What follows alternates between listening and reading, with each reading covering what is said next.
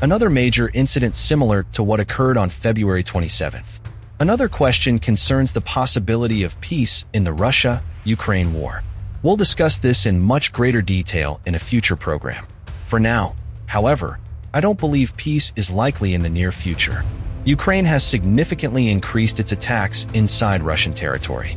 In fact, some operations have reportedly reached nearly 1,500 kilometers inside Russia. As a result, Ukraine may believe it has gained the upper hand. That confidence could become dangerous.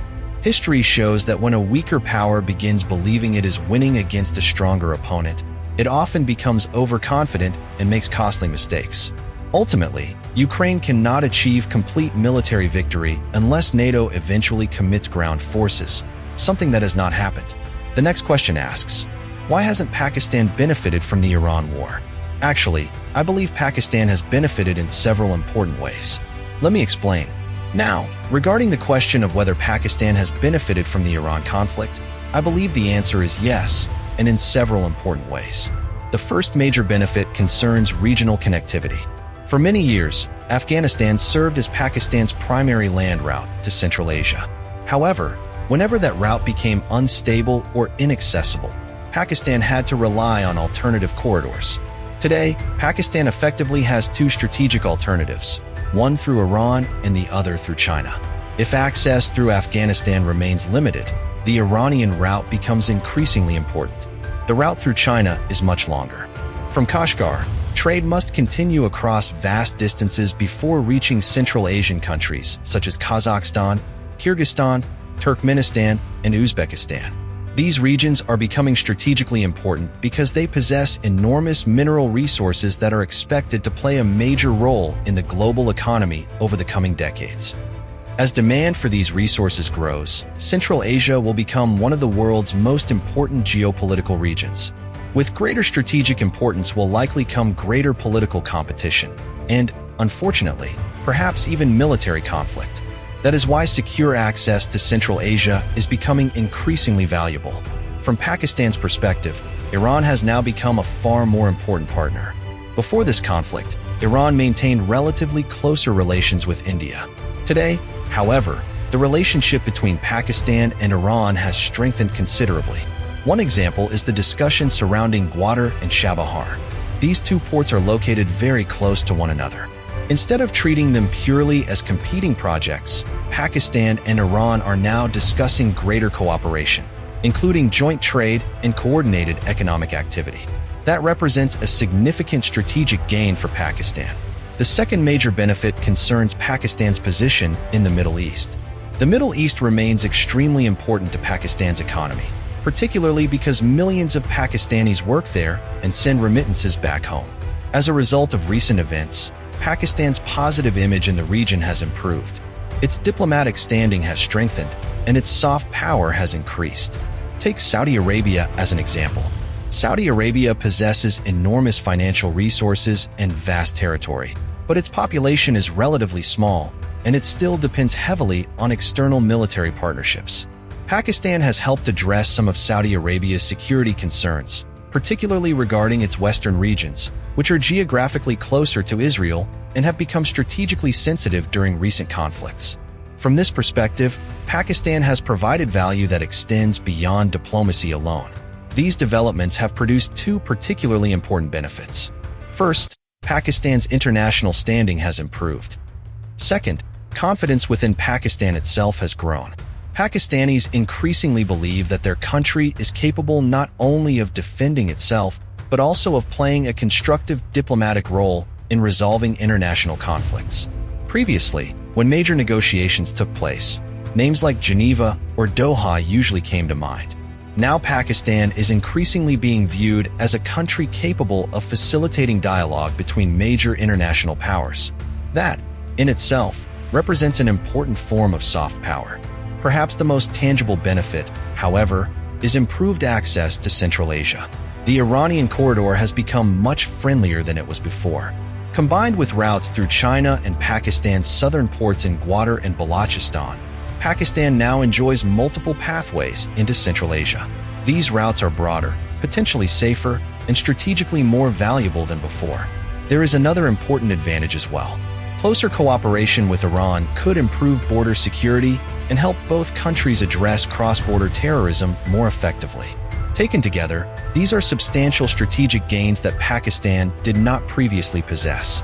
Now another question has come in. Will the quality of life for the middle class eventually become better in countries such as China, Russia, and Iran than in the West because the West is declining? Although this question isn't directly related to today's discussion, it has been asked repeatedly.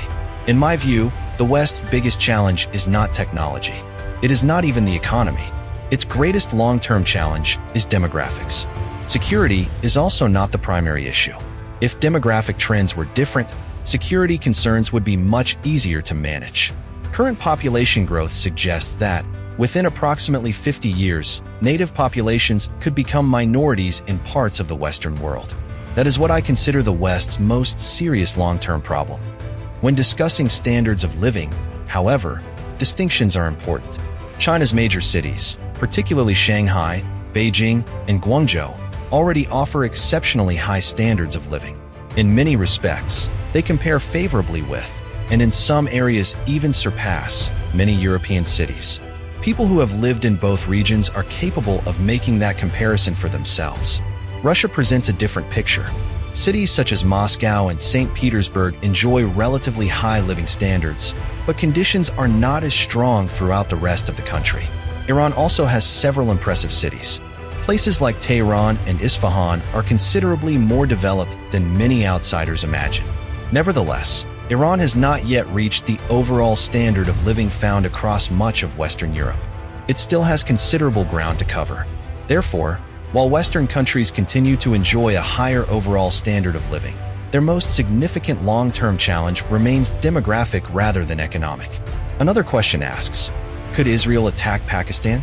In my opinion, had the United States and Israel achieved a decisive victory against Iran, they might have attempted to increase pressure on Pakistan as well. At the present time, however, I see virtually no possibility of that happening. Another important question is, could Pakistan, Saudi Arabia, and other Muslim countries eventually create a military alliance comparable to NATO? We will discuss this subject in much greater detail in a future program, complete with references and supporting evidence. For now, I would simply say that Pakistan's current cooperation with Saudi Arabia is centered primarily on defense manufacturing, military technology, and strategic cooperation. Strong alliances are never created overnight. They evolve gradually through years of political cooperation, economic investment, mutual trust, and the resolution of numerous disagreements. The current Pakistan-Saudi partnership should therefore be viewed as an important first step rather than a finished alliance. Other countries are watching these developments closely. Many are beginning to recognize the advantages of partnerships in which one country contributes financial resources while another contributes military expertise, industrial capacity, and trained armed forces. Pakistan already manufactures fighter aircraft, conventional weapons, and increasingly sophisticated defense systems. That makes Pakistan an attractive strategic partner for countries such as Saudi Arabia. A nation without its own defense industry cannot sustain a prolonged war independently. Eventually, it must depend on foreign suppliers. Saudi Arabia remains one of the world's largest purchasers of military equipment and ranks among the highest countries in defense spending. However, simply buying weapons does not guarantee long-term security. Developing domestic manufacturing capability is equally important. That is one reason why cooperation with Pakistan has become strategically valuable. Joint defense production represents the foundation of this partnership. Everything else can develop gradually over time.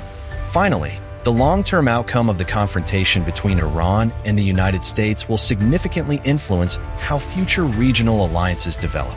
Many countries are still waiting to see how events unfold before making long-term strategic decisions. This conflict has not yet reached its conclusion. History shows that great powers rarely surrender voluntarily.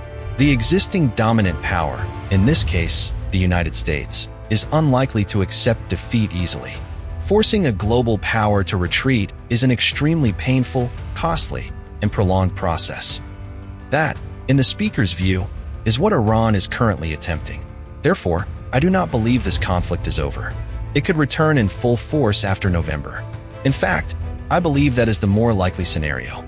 The United States remains the world's established power, and it is unlikely to accept strategic defeat without a prolonged struggle. This confrontation may continue for years. A future American president might eventually choose a different course because a new administration begins with a clean political slate. The current president, however, does not enjoy that advantage.